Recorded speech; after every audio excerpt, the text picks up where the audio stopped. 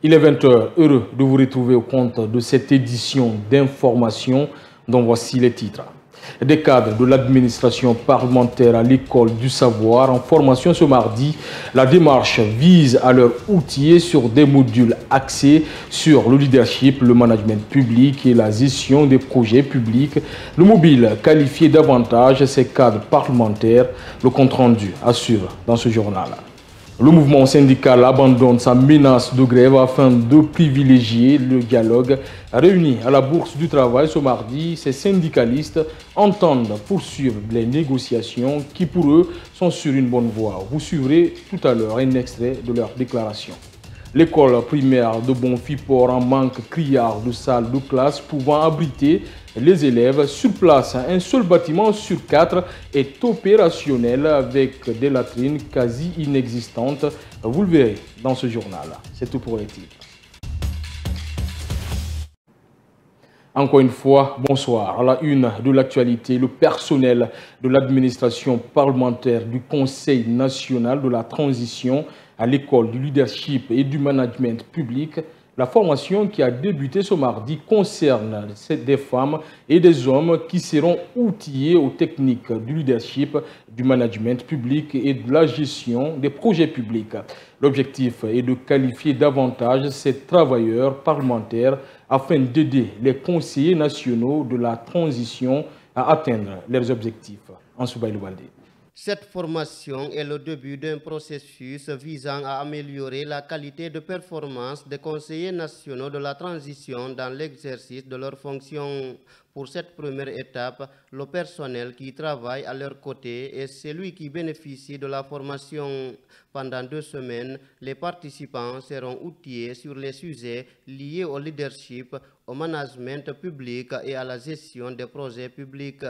Une initiative du président du Conseil national de la transition à travers le Centre d'études, de recherche et de formation parlementaire. Nous avons jugé, nous, direction générale, nous avons estimé qu'il fallait justement organiser des modules autour de cette thématique-là pour renforcer les capacités de l'administration parlementaire et des conseils nationaux pour que les missions qui sont les leurs soient accomplies de la manière la plus efficace possible au bénéfice de nos concitoyens. C'est la première vice-présidente du Conseil national de la transition qui a présidé la cérémonie de lancement de ce programme de formation. Maïmouna Yombouno a dans son discours regretté la non prise en compte de ceux qui bénéficient des formations pour occuper des postes de responsabilité. Le message à l'endroit de Monsieur le secrétaire général que j'invite et la direction des ressources humaines à mettre de rigueur dans le suivi des bénéficiaires de cette formation, notamment dans leur évolution personnelle. Nous mettons des fonds importants, l'énergie pour former les cadres. Et par la suite, ces cadres sont laissés pour compte, donner l'opportunité aux autres qui n'ont pas les mêmes capacités de formation que ceux que vous allez confier les responsabilités en question. Après le personnel de l'administration parlementaire, les conseillers nationaux de la transition seront aussi formés sur les techniques relatives à l'examen des textes de loi. Toujours dans l'actualité, dans un communiqué rendu public hier lundi, le Premier ministre, chef du gouvernement, a instruit le ministre secrétaire général du gouvernement de récupérer les documents de voyage, notamment les passeports diplomatiques des fonctionnaires et certains hauts cadres de l'État. Une décision que certains observateurs perçoivent comme un remaniement ministériel. Rencontré ce mardi par un de nos reporters, Dr Alhassan Makanera Kake, juriste et enseignant-chercheur, estime que cette mesure est tout simplement une façon de révoquer certains ministres. Mayam Bari. La décision du Premier ministre Bernard Goumou de retirer les passeports diplomatiques et de service des fonctionnaires et hauts cadres de l'État est définie comme étant une formalité administrative selon le communiqué. Mais pour le docteur Alassane Makanera Kake, cette mesure des autorités de la transition est une façon de procéder à un remaniement ministériel. C'est que certains ministres n'ont pas pu satisfaire ce que le président entendait d'eux. Ils n'ont pas été à la hauteur de la mission que le président leur a confiée. Je ne dis pas une bonne ou mauvaise mission. Si on est parti jusqu'au retrait de sanctions du passeport, c'est qu'on est prêt on est proche de la suspension. Maintenant, si tout cela reste sans rien, ça devient un gouvernement de théâtre. Pour ce juriste, le Premier ministre est dans son plein droit de retirer à qui il veut son passeport diplomatique ou de service. Lorsque l'autorité qui vous a accordé des privilèges décide de vous retirer le privilège, ce n'est pas des droits. Mais par contre, c'est un passeport de service ordinaire, ce que moi, Makanera, je détiens. Si vous voulez me le retirer, on ira chez le juge. Que les passeports dont on parle, ce sont des privilèges qu'on accorde et à tout moment, ces privilèges, on peut mettre fin. Une décision qui intervient au moment où le parquet spécial de la Cour de répression des infractions économiques et financières, CRIEF, a interdit à 34 directeurs des affaires financières d'AF de quitter le territoire national. Cela vient donc relancer le débat sur les présumés détournements et corruptions dans l'administration publique guinéenne. Négociation tripartite, le mouvement syndical met de côté sa menace de grève et donne une seconde chance aux négociations. Ce mardi, sa commission chargée des négociations a rencontré les secrétaires généraux des centrales syndicales à la Bourse du Travail. Objectif, faire le point sur la situation des négociations aux délégués syndicaux, notamment sur la valeur monétaire du point d'indice de l'ensemble des travailleurs. Suivez Abdoulaye Kamara, secrétaire général de l'Union syndicale des travailleurs de Guinée, vice-coordinateur du mouvement syndical guinéen, au micro d'Amara Bangoura. C'était pour permettre à la Commission nationale des négociations de nous faire le compte-rendu de l'évolution de la négociation autour de la table. Donc nous sommes réunis aujourd'hui. Un compte-rendu fidèle a été fait par le président de la commission de négociation et avec les secrétaires généraux des centrales syndicales. Comme vous le savez, nous sommes en négociation. Jusqu'à présent, nous sommes autour de la table. Les négociations ne sont pas arrêtées, donc on ne voit pas la raison de brandir la menace de grève pour le moment. Donc nous attendons, parce que nous nous sommes fixés un seuil. On ne peut pas vous permettre de le dire maintenant, mais nous attendons la réaction du gouvernement. Parce que lors de la dernière rencontre, le gouvernement a promis de nous revenir avec une nouvelle proposition sur ce qui existe pour le moment. Nous sommes aujourd'hui à 20% d'augmentation sur la valeur monétaire du point d'indice et pour les fonctionnaires de l'État et pour les retraités. Nous pensons que le gouvernement est de très bonne foi avec nous et il va plutôt nous bouger les lignes les jours à venir comme les représentants du gouvernement ont déjà promis de nous revenir le vendredi prochain. Et puis, le procès des événements du 28 septembre s'est poursuivi au tribunal criminel de Dixine ce mardi. Plusieurs parties civiles ont défilé devant la barre pour donner leur version des faits sur ces événements qui ont secoué la capitale guinéenne en 2009. Par ailleurs, 2 victimes de viol ont été entendues à huis clos. Explication de Mamatandouba. Mamadou Bobo Diallo était sorti avec 2 de ses amis au matin du 28 septembre 2009 pour se rendre au stade du même nom. C'est là-bas qu'il fut arrêté par des bérets rouges et conduit au camp Alpha Yaya où il va passer 3 pénibles jours à cause des tortures qui lui seront infligées par des éléments de l'antidrogue avec d'autres manifestants. Au 4e jour, il sera transféré avec d'autres détenus à Kaloum dans un endroit situé auprès de la Banque centrale. L'avocat d'Aboubacar Sidiki Diakité, alias Toumba, maître Poliomba Kourouma, ne croit plus aux dépositions de certaines parties civiles. Quand passe une partie civile moribonde, fabriquée de toutes pièces, qui a été constituée aujourd'hui, qui vient aujourd'hui, je suis même prêt à la contradiction, parce que personne ne m'a égratigné depuis que je suis là. Et je ne voudrais pas retourner sans avoir été égratigné. Paul Domba, c'est l'homme de la contradiction des égratignures. Une pique qui n'a pas laissé indifférent l'avocat de la partie civile, maître Hamidou Bari. Les parties civiles ne sont pas des juristes. Même les accusés, beaucoup ne sont pas des juristes. Quand on dit audition de partie civile, c'est entendre la partie civile, mais pas vraiment venir, si vous voulez, permettez-moi du terme, de coincer, voire même lyncher les parties civiles. Il suffit peut-être de poser une ou deux questions. C'est ce qui nous permet d'avancer. Parce que jusqu'à présent, on n'a pas atteint, je crois, 150 victimes, alors qu'il y a des centaines de victimes. Dans la même journée de ce mardi, 2 femmes victimes de viol au stade du 28 septembre ont été auditionnées à huis clos par le tribunal avant leur renvoi à ce mercredi 25 octobre.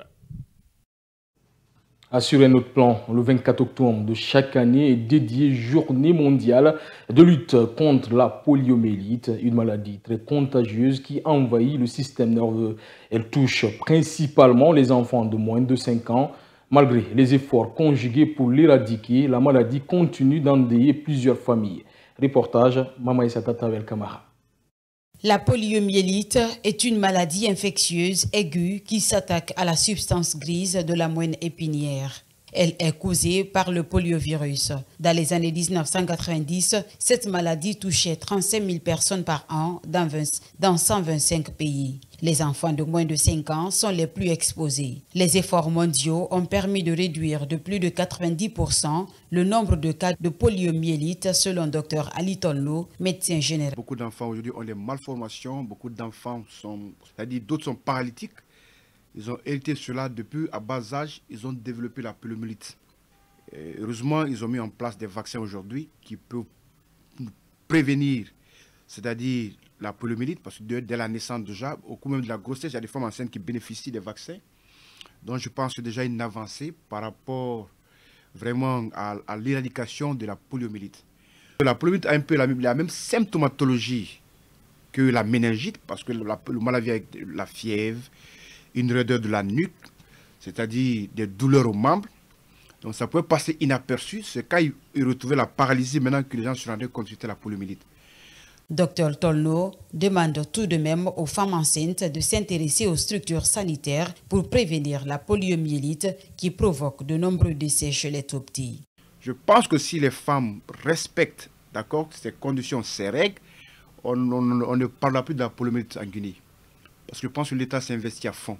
Donc j'encourage les femmes, j'encourage les mamans, d'accord, à aller non seulement se faire vacciner pendant qu'ils sont enceintes, et après l'accouchement, de continuer à faire vacciner leurs enfants.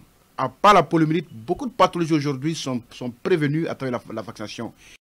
Selon les études menées par l'Organisation mondiale de la santé, 3 pays constituent encore des foyers de résistance à la polio, notamment le Nigeria, le Pakistan et l'Afghanistan. Les efforts entrepris doivent donc y être poursuivis pour arriver à une disparition totale de la polio. Et ce 24 octobre marque aussi la date anniversaire de la naissance de l'Organisation des Nations Unies. Née de l'ombre de la Seconde Guerre mondiale, l'ONU est la réponse du monde aux horreurs et à l'échec de la Société des Nations à prévenir les conflits. Ibrahim Souyalo pour en savoir davantage. Cette journée n'est pas qu'une simple commémoration.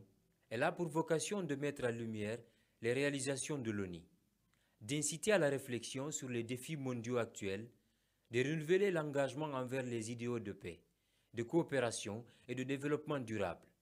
L'ONU compte de nos jours 193 États membres, plus de 100 000 casques bleus sont déployés dans 13 missions de maintien de la paix à travers le monde. L'organisation a aidé à décoloniser plus de 80 pays et territoires, représentant près d'un tiers de la population mondiale. L'ONU, malgré ses innombrables succès, est confrontée à d'énormes défis, tels que les crises humanitaires, les conflits armés, les menaces environnementales comme les changements climatiques et les récentes pandémies, notamment celle de la Covid-19, ont mis en lumière l'importance, mais aussi les limites de la coopération internationale. La Journée des Nations Unies du 24 octobre 2023 n'est pas qu'une simple date sur le calendrier. C'est une occasion pour chaque citoyen du monde de se rappeler que, malgré les imperfections, l'ONU est un phare d'espoir dans les moments sombres et une plateforme essentielle pour la recherche des solutions collectives. Je vous disais en titre, quelques semaines après l'ouverture officielle des classes, la reprise n'est pas encore effective dans de nombreuses écoles publiques de la commune de Matam. Ce retard est dû à des problèmes liés à l'état défectueux des infrastructures scolaires. Sur 35 établissements publics, 7 n'ont pu ainsi reprendre normalement les cours. Notre reporter Ibrahima Alassane Kamara est allé faire le constat dans une de ces écoles. Suivez. C'est l'unique bâtiment qui accueille des élèves ici à l'école primaire de Bonfiport, située dans la commune de Matam. Cet établissement d'enseignement public construit depuis 1962 n'a jusqu'à ce jour connu aucune rénovation. Son état de dégradation très poussé empêche l'installation des apprenants dans certaines salles de classe. Au niveau de dégradation, n'est-ce pas, de ce bâtiment, vu cela, nous ne pouvons pas, n'est-ce pas, prendre ce risque d'installer, n'est-ce pas, des enfants pour ne pas qu'il y ait, n'est-ce pas, l'effondrement. Donc c'est ce qui nous a poussé, n'est-ce pas, le bâtiment qui est vraiment bon et qui abrite, n'est-ce pas, 6 classes. Nous étions obligés, n'est-ce pas, d'installer les enfants et cela nous permet, n'est-ce pas, de faire les doubles vacations, c'est-à-dire le roulement matin et soir. Au-delà des salles de classe, les latrines sont en ruine et n'existent qu'à travers des briques en décomposition. Le problème principal, n'est-ce pas, de cette école, vous-même vous avez constaté, l'école n'a pas de latrine. Vous comprenez, l'école n'a pas de latrine. Et on a informé, n'est-ce pas, monsieur le maire, monsieur le directeur communal. Les salles de classe non fonctionnelles de cette école impactent négativement son bon fonctionnement. Cette année, nombreux élèves ont d'ailleurs migré vers d'autres établissements. Depuis l'avènement des smartphones, les montres ont tendance à changer de destinée. Ce bracelet qui situe son porteur sur le temps cède progressivement ce terrain au smartphone dont l'exactitude ne le dispute qu'à sa multifonctionnalité. La montre est devenue un accessoire d'esthétique. Comme on peut le sentir, cela n'est pas sans conséquence sur le si noble métier d'horloger. Fatoumata Kamara. Bonjour monsieur. Bonjour dame. Il fait quelle heure? 14h31. Cet extrait définit la faiblesse d'utilisation des montres par bon nombre de citoyens actuellement à Conakry. Pour beaucoup d'entre eux, cela est dû à la floraison des smartphones. Kaloko Touré utilise la montre pour, selon lui, contrôler son rythme cardiaque à la place de l'heure. Je dirais que ce n'est pas parce que la montre ne me sert plus à regarder l'heure, mais c'est juste parce qu'aujourd'hui le téléphone est devenu, disons, une projection de maman. Avec le développement de la technologie, la montre aussi me permet de mesurer mon rythme cardiaque, le battement de cœur, mais pas, ça contribue beaucoup. Mamadou Djouma Diallo, horloger au marché de Matoto, exerce cette activité depuis 39 ans. Il parle du manque de clients depuis l'apparition des smartphones.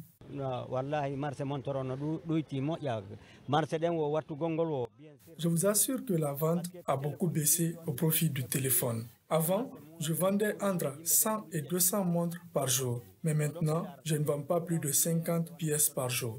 La montre étant un instrument permettant de connaître l'heure, est devenue aujourd'hui un accessoire de beauté pour beaucoup de personnes en Guinée. Avec le monde moderne, la nouvelle génération évolue en grande partie avec les smartphones. SOS dans ce journal, Amadou Sadio Diallo, âgé de 24 ans et mécanicien de profession, a été victime d'un accident de circulation il y a plus de 5 ans. Faute de moyens, il a perdu son œil gauche. Toujours malade, ce jeune ne sait plus à quel sens se vouer. Son cri de cœur, c'est dans ce reportage signé Aïcha Kamara et Kabene Sano. C'est en 2015 qu'Amadou Sadio a vu sa vie bouleversée par un terrible accident de circulation à Tombolia dans la commune de Matoto. Puis, ses malheurs s'enchaînent. Avec un œil complètement endommagé, ses jours sont partagés entre douleur et insomnie. Ce jour, j'avais obtenu mon diplôme en mécanique. Donc, je partais à Anta pour acheter une pièce. C'est en cours de route que j'ai eu cet accident de circulation.